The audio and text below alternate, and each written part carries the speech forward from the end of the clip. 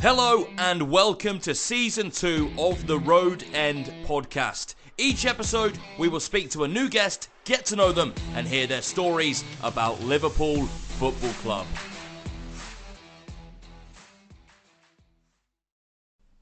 Hi everyone and welcome to Season 2 of the Road End podcast.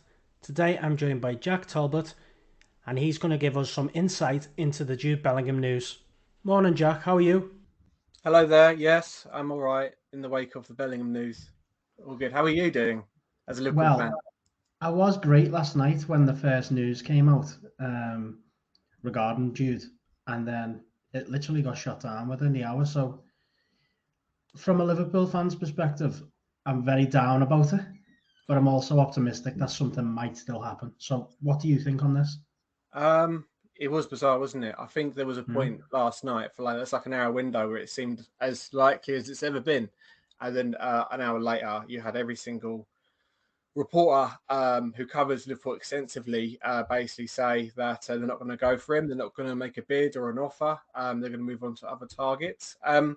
You ask about do you think that there's a possibility? I feel that fans are quite shrewd and they know about PR and how clubs can use journalists sometimes to manipulate the situation a bit and maybe to bring the price down that's been talked about.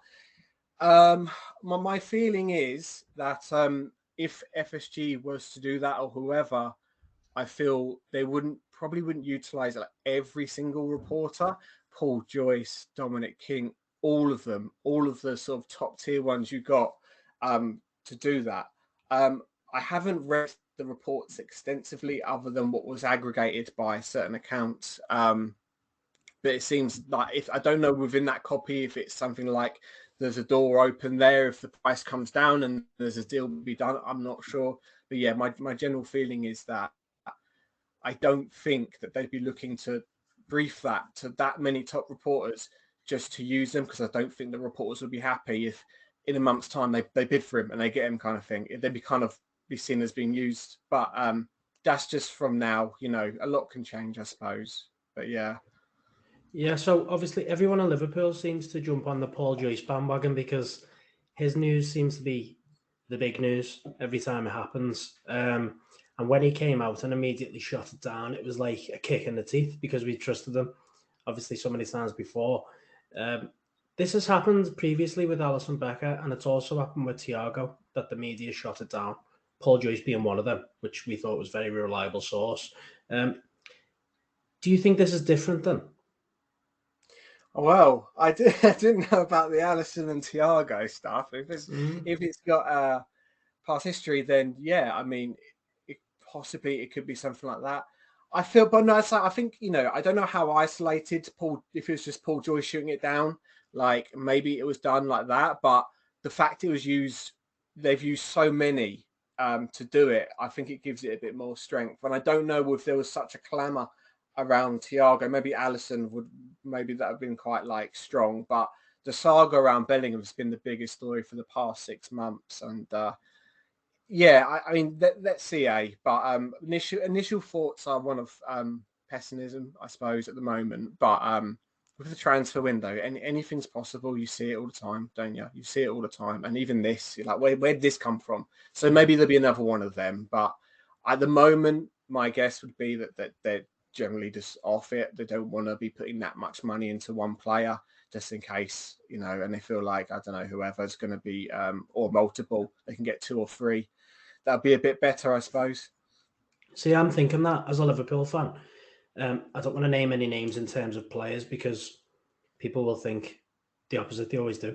But I would prefer 3 midfielders personally that could do more than enough for the team. All right, I'll go into it. Barella, Mount, Caicedo, which I don't think could happen.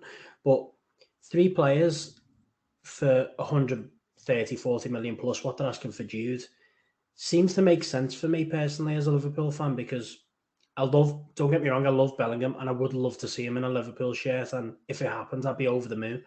However, the situation we're in as a club, defensively, midfield, we're all over the place. So is that too much pressure to bring in to Jude if we do pay that fee and it's just there's no one else we can bring in because of that? I think, if it was any other player or it hadn't dragged on as long, then yeah, it could work out absolutely great. And as you say, I mean, it makes more pragmatic sense to get sort of, I don't know, 3, 7, 8 out of 10 players than one sort of 10 out of 10 player. I see what you mean, but I suppose the manner in which it's dragged out probably hasn't helped FSG or the club. The way it's just been so open, everyone talking about it, and that's why it's felt like such a blow. And I just think it's unique because the reports, myself included, were like saying how it's so like, Liverpool is going to be the one for Bellingham and that kind of thing. That's what the sounds were at the time. And even reporters on the beat were saying the same thing. So, but I mean, it's good if you're like not too like bothered by it kind of thing. I still think it's a bit of a strange move, like in a PR sense from FSG, if it's them rather than Klopp. I'm not entirely sure.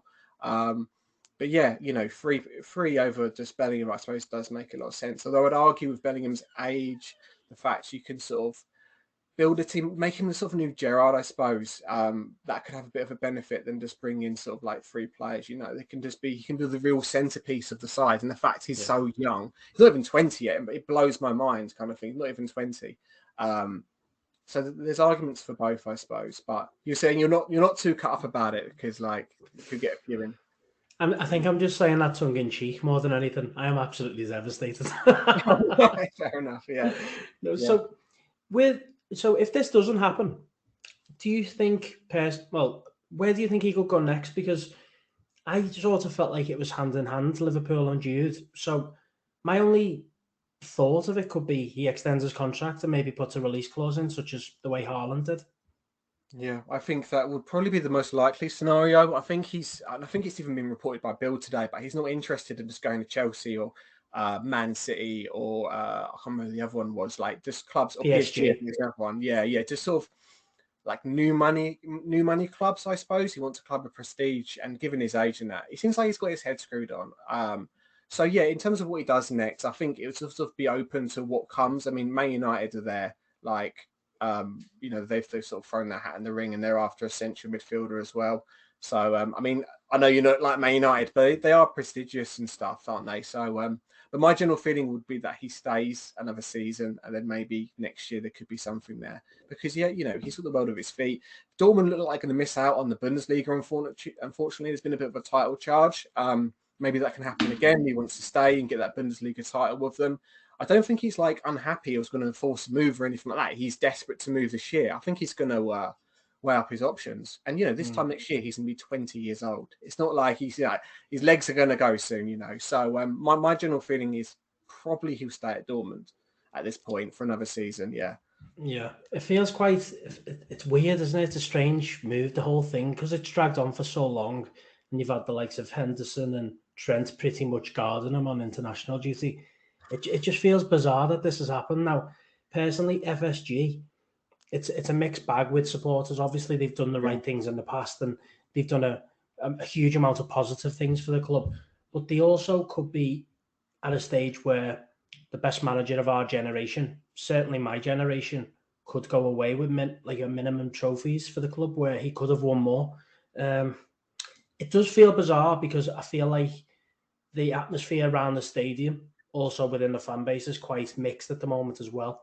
So it just smells of poor publicity for me, and I don't understand why now. Like, few games to go in the season. Is it a case of kill it off before it gets to June, before everyone thinks he's going to actually sign?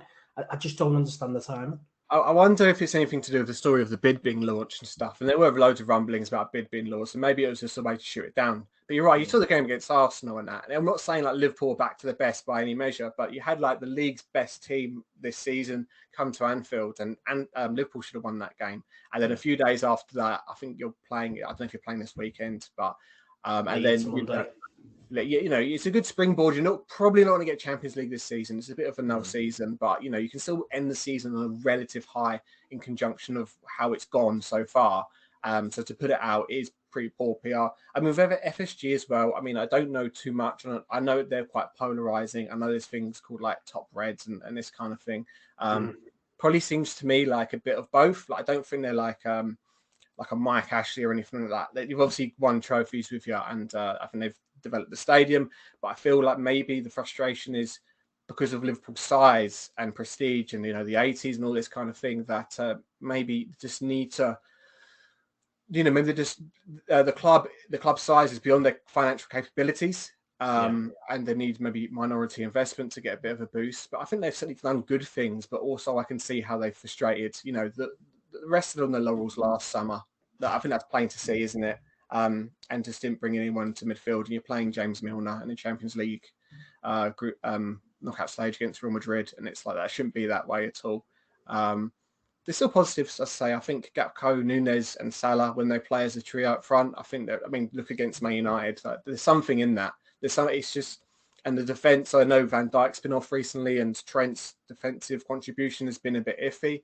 But then maybe that's just because of the midfield just being so off that it has impact on the back four there. So they just need to get the window right. They need to make sure, because they said significant investment in the summer. So, get the free players you mentioned, or obviously I don't know if Bellingham will come. It doesn't seem that way at the moment. And maybe there could be a bit of a better next season, because people forget how well we did the season before. 2 games off for quadruple. That's phenomenal, considering the financial might of, Chelsea, Man City and stuff, and even Man United to an extent.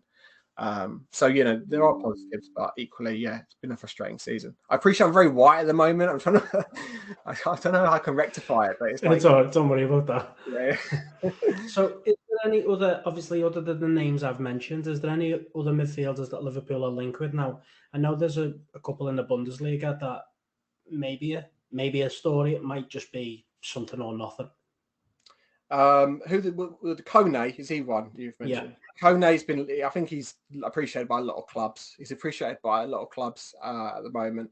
I don't know if there's more expectancy like Thuram would go at Nice. That's the sound from France that he's won. And I've reported as well, like Liverpool did have initial discussions with him, but I haven't heard anything else. But saying that, there have been reports now in France about like Thuram and Liverpool liking him, but I don't know if that's like from his agent or what. But yeah, Kone, he's still quite raw, apparently. Gladbach have had a bit of a dip in form, I don't know if they're a bit better now, but certainly midway through the season, and there's still a lot to go for him. I don't think he'd be one that can come and fit straight in. And it'd be 40 million, so I'd rather go for Thuram and stuff. I mean, there are plenty of options out there, and I think the foreign market's the way to go, because the names now, like in the Premier League, every name is about, Evan Ferguson. It's like, I only heard of him like a month ago and he's 100 million now, and so, and McAllister's there as well and stuff, and that's gonna be like 50 million and stuff. So, there's so many options out there. But in terms of links, no, I've sort of remained out. I mean, I think I reported about Lavia at Southampton and stuff, but I think I was getting a lot, because I was reporting a lot of names. And people were like, well, you're just throwing loads of names. So I was just like, do you know what? I actually rather not. I mean, it's just because, and I get it, because if you see so many names and it's a bit, it's a bit too much and stuff. So I've sort of put my foot off the gas in terms of Liverpool stuff, really, because you just get aggro a little bit, don't you? Which, sometimes. Well, it's like that being a fan, never mind a reporter. So, yeah. Do you know, so I've seen we've been linked with Paul Mitchell now. I don't know whether that has cooled off as a sporting director, next sporting director, but is there any news on a sporting director coming in? I heard about, I'll start with Paul Mitchell. Yeah, so we heard that there were sort of discussions there, and there was a line between him and Anfield. It was relatively tentative. And then we sort of run up the flagpole with someone else, and they said, no, Klopp is not a fan of him. Mm-hmm. And then it was reported by a publication who immediately shut it down and stuff. I think he's found his, because he at Monaco was he was going at the end of the season, end of the summer rather, and he was sourcing his own replacement. And he's found his replacement now, but it's a bizarre time to leave anyway. But he's leaving at the end of the summer. But I don't know where he'd go. But we heard something about maybe Dave Fallows taking up the role, but not necessarily as a sporting director. And then also, I don't know if you've seen about Julian Wards and Ajax have employed someone else now, and he's still around. So I don't know. Our impression it will be something internal, but I don't know. There could be another name to come into it, and to be something that just sort of comes in. Liverpool have done Gakpo before, where it's just no one saw that coming, and so they are capable of that. But no, nothing more than what we heard sort of a month or so ago. But I don't think Paul Mitchell will be coming unless because Klopp doesn't, for whatever reason, I don't know, doesn't like him or like doesn't want him there. I don't know if he doesn't like him, but he doesn't. He's not a fan of working tandem with him, I suppose. So, what do you think the situation is with the likes of Julian Ward and the previous sporting director before Julian Ward, Michael Edwards? Why do you think there's a revolving door at the moment? Because I'm hearing stories such as Klopp wants the final say on transfers now, so it's totally changed the way we do things. So to bring another one in, it's got to be on Klopp's terms if that's the case, surely. Could be that. I mean, again, it's not something I've heard, but I think on the outside looking in on that front, then Michael Edwards did a really good job there, and then Julian Ward's leaving after just sort of, I think he's like 3-4 months into it, and he's going to be out the door as well. And so it could be something like Klopp wants a bit more of a hand on things. There's a lot we don't know, I suppose, isn't it? I mean, even what reporters put out is like 10% of like what actually goes on. There's so much stuff. So yeah, like I think it could just be that someone Klopp wants someone who's a little bit more like on his level, or it could be just Dave Fallows and as being bumped up and stuff. And then Ward's not going to Ajax, so it could just be that now. Maybe he does stay and there's an agreement there or something. Fundamentally, you just want someone who can get it right. And I think traditionally, Liverpool got a good record when it comes to transfers. Traditionally under Klopp, whoever's been there has been pretty good. People mentioned Naby Keita, but okay, it didn't work out, but it was more injuries than anything. I feel like that could, maybe if he had some consistency behind him, but then that could have been a bit better. So yeah, I'm not really sure what they do in terms of that. I think all that matters really is just getting the right players in for whatever Klopp. I don't know if he's going to rejig the system or something like that. I'm not sure. There's loads of like unanswered questions, isn't there? Really, but there is. Yeah, there's a lot going on at Liverpool at the moment. It's been a bit of a havoc season. I guess it wasn't really like. When you finished like last season, were you thinking it'd be like this in any sense? Like, no. When I was still in Paris, the last thing I thought was I'd be having this discussion. You thought, Champions League final, League Cup in the bag, FA Cup, Man City won the title, and it's just you're at this now where it's not even Champions League feasible. So something's gone terribly wrong. Something really has. Like, hopefully they just act on it and something is sorted, whatever it is. Yeah. Well, it's a big few months. Okay, thanks for your time today. I really appreciate it. I appreciate your honesty as well on certain things that I've asked you. So I'm hoping this clears things up for people. So yeah, hopefully catch you soon and keep the good news and keep the good work coming. Thank you very much, Dom. Cheers, mate. Cheers, mate. Thanks to everyone for listening in to today's podcast, and thank you to our amazing guests. Without them, this wouldn't be possible. Don't forget to follow us on social media, twitter.com/TheRoadEndPod, and on Instagram, Instagram/TheRoadEndPod.